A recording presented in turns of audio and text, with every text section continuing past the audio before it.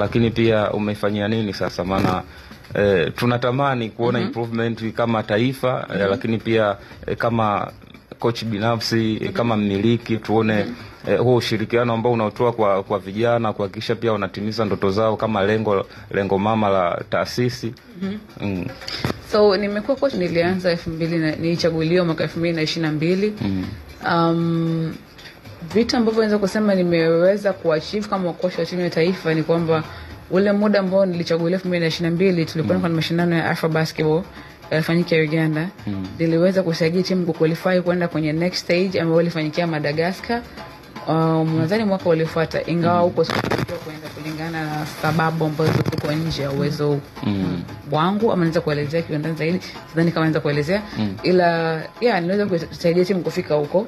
Na vile vile ukiachia hapo, ninafanya kwenye project yangu ya Title Basketball, one of the things that I do ni huwa nazunguka kwenye mikoa kutafuta wachezaji, kutangaza basketball, na huko ndo ambako ninapata wachezaji na ona wale ambao wana potential na kujua anaweza kuwa support vipi, sio tu kufikia kwenye timu ya taifa, lakini wao kama wachezaji wanaweza kukua vipi, ambao nahisi ndio mchango mkubwa zaidi kuliko hata wao kufika kwenye timu ya taifa. Yani just for them to grow na kujua kwamba nataka nini, nafaidika vipi, naweza kufika namna gani. So nahisi ni mchango ambao ni mkubwa nimeweza kufanya. Lakini on top of that vile vile kwa kuwa kama coach wa timu ya taifa na vile vile kuwa na program ya watu wa kike imenisaidia mimi kupata fursa kwenye BAL for her, ambayo kuwa kule imenitengenezea fursa nyingine ya kuweza kuwatengenezea nafasi watoto wetu kwenda nje. So you can see kila kitu kinakupa hiki na kinafaidisha sio mimi peke yangu, watoto wetu, nchi yetu kwa pamoja. Na hata I have coaches ambao nakuwa na direct kwenye certain locations, programs, watu na nini. Yes. Kwa hiyo tutegemee pia kwa kiongozi huko kwenye hivyo vyama mashirikisho nje ya Tanzania. Hopefully. Ndio unazotengeneza hizo channel.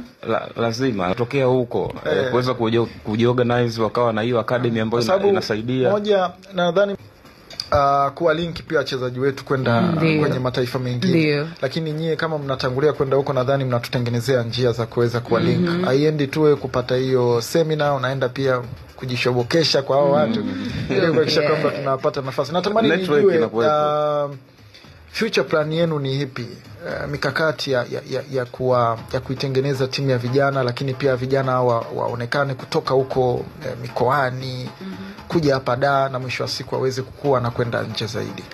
Huwa inakuwa na camps kwenye mikoa tofauti vile vile. Huwa wanakwenda kutembelea na kufanya camp za under 16, under 18. Na vile vile naweza kusema shule ya Okeso imekuwa na mchango mkubwa sana katika kufanya hizi program. Wamekuwa wakifanya camp za watoto wa kike for the last I think 15 to 20 years, almost kila mwaka. So kila mkoa unapewa fursa ya kupeleka wachezaji watoto wa kike hasa ambao unajua wamekuwa wakiwatengeneza na kuwa groom to be on a certain level, wanaweza kushiriki kule ambako kule sasa ndio rahisi wao kufikia kwenye timu za taifa na nini. So hizo tu ni namna ambazo TBF imekuwa ikisaidia kuendeleza kwa namna moja au nyingine. Na vile vile mikoa mingine siku hizi tunaweza kuona wanakuwa wanajiongeza na wenyewe. Wana program zao wenyewe, hawangoji mpaka TBF wafikie. Kama Kigoma ipo coach AQ na program yake anafanya kule watoto, is doing really good.